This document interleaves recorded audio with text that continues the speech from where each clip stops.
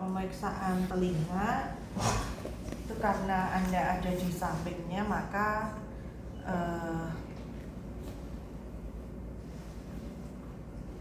ya harus ada di sebelahnya ya, nggak bisa.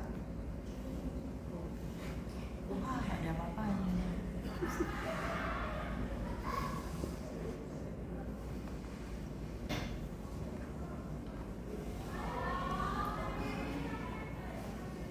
Pakai headlamp, kemudian dan melakukan inspeksi dan palpasi pada bagian eksternal telinga.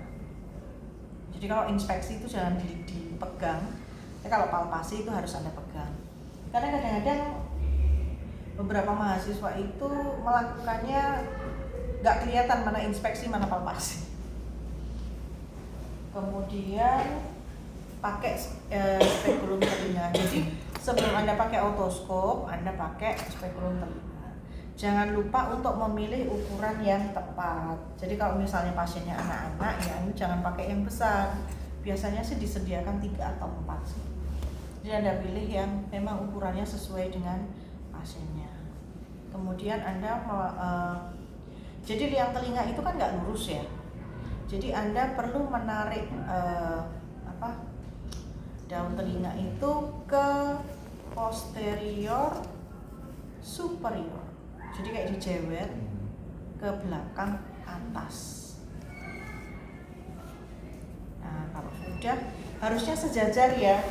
Jadi kalau di tempat duduk di kursi pasiennya THT itu biasanya kan bisa dinaikkan, diturunkan, tergantung tingginya pemeriksa. Karena ini harus ada sejajar dengan mata pemeriksa. Tapi karena keadaannya nggak ideal ya, jadi ini diangkat ke belakang atas, kemudian ini masuk, lalu Anda lihat. Kalau Anda pakai headlamp, ini sudah kelihatan intak paten atau enggak. Kemudian ada kotoran, ada benda asing atau ada apapun di sini, Anda bisa lihat. Gitu. Nah, kalau memang sudah tampak, oh iya sudah ini memang paten, kemudian tidak ada penghalang, Anda baru pakai yang namanya otoskop. Jangan lupa dinyalakan, karena kalau ini masuk nggak dinyalakan, ya penjenengan nggak lihat apa-apa. Ada yang menggunakannya begini. Nah ini, nah apa sih bedanya ini pakai otoskop sama pakai ini?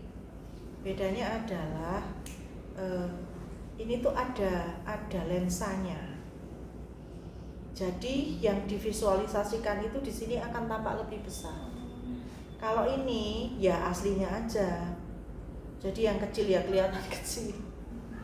Nah, tapi Anda wajib bisa lihat pakai ini. Kenapa? Karena mungkin di perifer itu Anda nggak ketemu ini.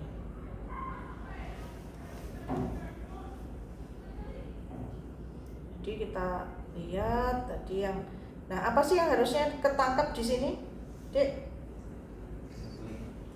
Ya, membrana timpani. Caranya Anda tahu itu membrana timpani atau enggak gimana? Apa sih penandanya? Apa? Harus ada apa? Penanda bahwa oh ya itu membrana timpani. Apa coba?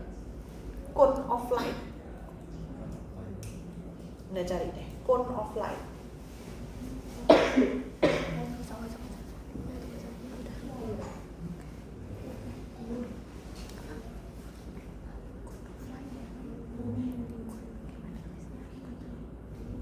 Oh, cone of light. Ya, Refleks cahaya. tuh, Anda harus memvisualisasikan cone of light. Berarti Anda sudah menemukan membrana timpani.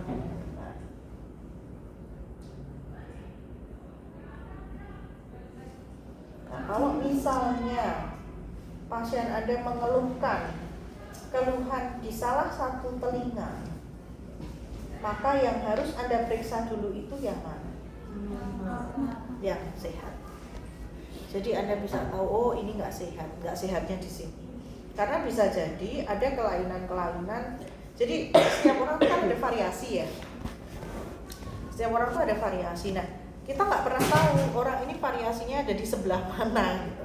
Sehingga bagian yang sehat itu harus kita cek dulu agar kita bisa ngerti, oh ini bentuknya aslinya dia kalau sehat tuh kayak gini. Sehingga ketika kita lihat yang sakit, kita tidak menganggap sesuatu yang sebenarnya sehat sebagai sebuah kelainan. Hanya karena kita belum ngecek yang sehat. Kemudian nanti apa yang dilaporkan Anda baca sendiri. Nah ini, jadi kalau normal itu ini ya, ini ada perdarahan, tapi sebenarnya bentuk normalnya juga kayak gini sih, cuman karena dia sininya gelap kan karena ada perdarahan.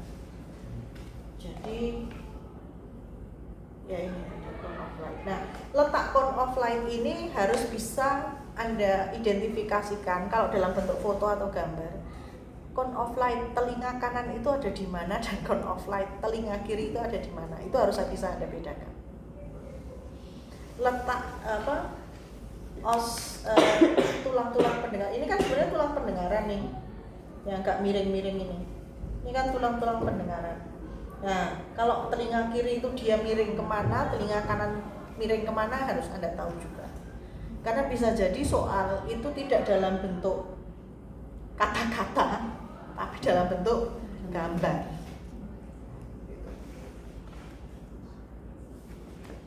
Nah, ini adalah cara pemeriksaannya. Jadi telinga itu ditarik agak ke belakang, agak ke atas. Agar apa? Agar liang telinga itu lurus sehingga Anda bisa memvisualisasikan membrana timpani. Nah, ini cara pegang otoskop, kayak pegang pensil.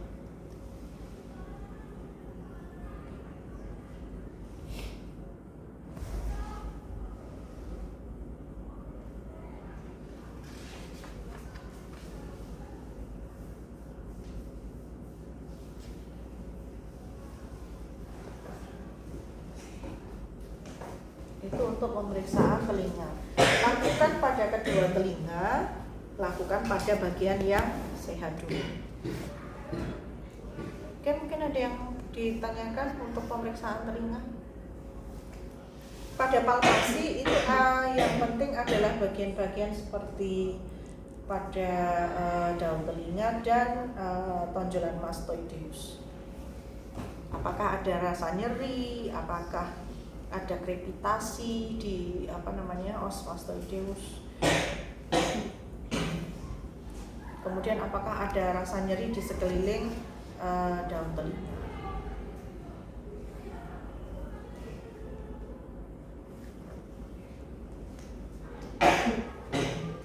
Pemeriksaan telinga. Nah, pemeriksaan telinga itu ada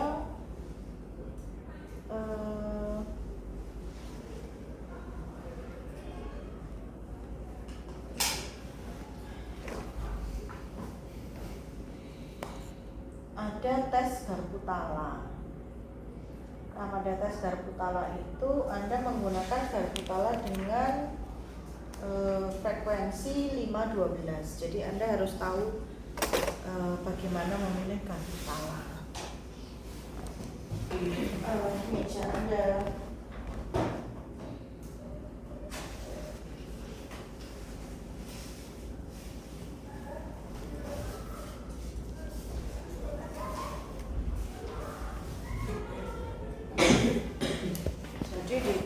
Tiap ini Garbutala ini ada ukurannya.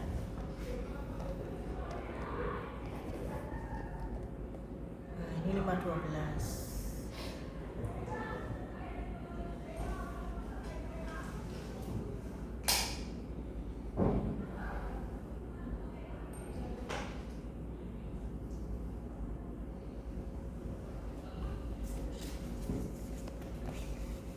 Nanti adik-adik coba sendiri ya. Ini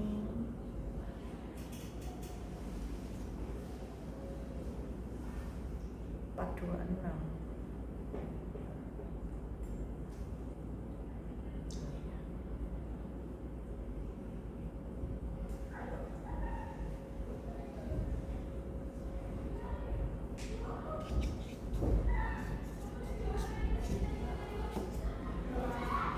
Kayak ada yang main kejar-kejaran ya. Ini 341.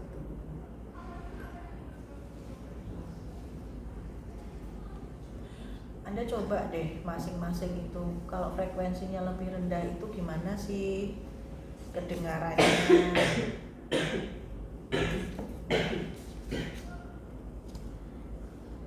Ini 284.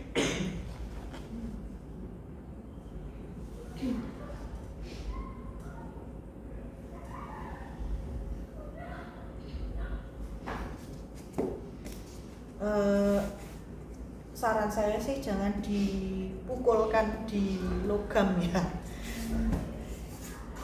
Anda di sini sudah ada frekuensinya, jadi Anda bisa memilih mana yang mau dipakai. Kemudian silakan berlatih sesuai dengan petunjuk di buku. Jadi ada 3 tes, ada tes Riener, ada Weber, ada Schwarber. Kemudian ini adalah interpretasi hasilnya. Anda hafalkan, karena biasanya ini keluar. Kemudian itu kalau pada pemeriksaan telinga, tadi telinga sudah, hidung. Nah, kalau tenggorok itu hanya melihat tonsil ya. Jadi mulai dari luar, misalnya di mukosa mulut tuh ada luka, ada kelainan, ada lesi, ada sebutkan. Kemudian juga pemeriksaan tonsil, termasuk menentukan besarnya dari T1 sampai T4. Jadi Anda harus menyebutkannya masing-masing ya, kanan berapa, kiri berapa, karena seringkali tonsil itu membesar itu tidak bilateral, jadi cuma sebelah doang. Jadi bisa aja yang sebelah T3 tapi yang kanan T3 tapi yang kiri T0 bisa, atau T1. Kemudian adanya kripte, ada hiperemis akus atau enggak. Kemudian apakah kalau ada nyeri telan atau tidak itu biasanya dari anamnesis ya, bukan dari pemeriksaan. Cuma kita bisa sih sambil melihat orofaring, sambil melihat uvula, sambil melihat orofaring itu kita minta pasien untuk menelan. Nanti akan kelihatan gerakan argusnya itu. Kadang-kadang juga tonsilnya itu misalnya ternyata lebih besar, dia akan kelihatan lebih besar ketika menelan. Mungkin itu semuanya Anda harus menggunakan headlamp. Jadi berlatihlah untuk menggunakan headlamp dengan cepat dan memastikan bahwa headlamp itu bekerja. Ada pertanyaan sampai di sini? Oke. Karena yang 2 kali itu adalah untuk responsi, jadi silakan Anda mengerjakan. Terserah mau yang pemeriksaan mata atau mungkin Anda bisa bagi siapa yang mengerjakan pemeriksaan mata, siapa yang mengerjakan pemeriksaan THT. Yang penting Anda mencoba, karena kalau Anda tidak mencoba, Anda tidak tahu yang ini saya nggak bisa yang mana ya.